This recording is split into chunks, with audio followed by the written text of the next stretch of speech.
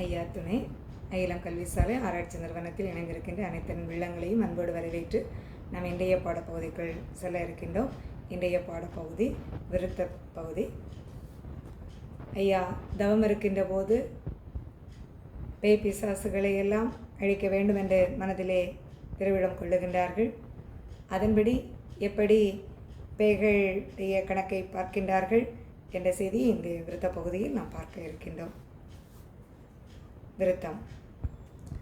பேய்கள்தான் பிறந்தவாறும்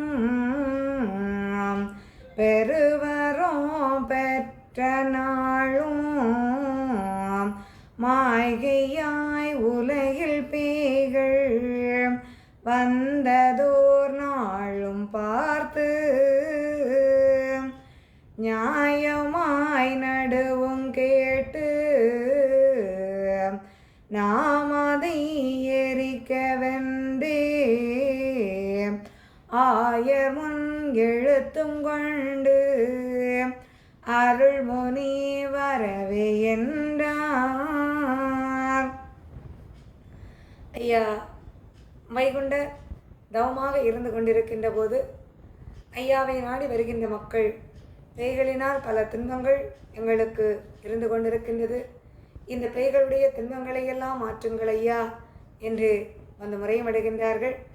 அப்படி முறையமிடுகின்ற அந்த தருணத்தில் பேய்களையெல்லாம் எரிக்க வேண்டும் என்று எம்பெருமான் மனதிலே திருவிழம் கொள்ளுகின்றார்கள். அதன்படி இந்த பேய்கள் எப்படி தோன்றியது, இவை தோன்றியதற்கான காரண காரியங்கள் எப்படி என்பதையெல்லாம் அங்கே அந்த நாட்களினுடைய கணக்கை பார்க்கின்றார். மேலும் இதற்கு இந்த பேய்களுக்கு நடுதீர்ப்பு செய்ய வேண்டும். ஏனென்றால் நாரணர் வைகுண்டமாகி நாட்டினில் வந்த ஆண்டே காரணம் எல்லாமாச்சு, கலியுகம் அழிந்து போச்சு.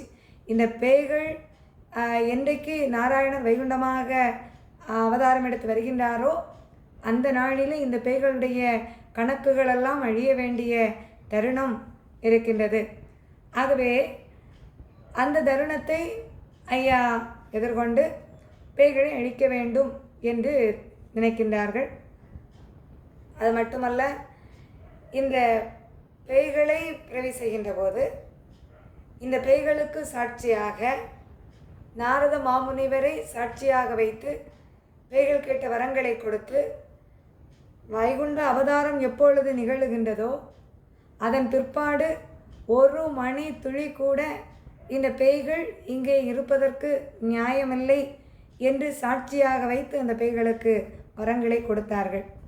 அதன்படி அந்த பேய்களுடைய கணக்கை அழிக்க வேண்டும், அதை பார்க்க வேண்டும், அதற்காக அந்த நாரத மாமுனியை வரவழைக்க வேண்டும் என்று எம்பெருமான் மனதிலே எண்ணுகின்றார். அதன்படி அந்த மாமுனிவர் அங்கே வருகின்றார். ஐயா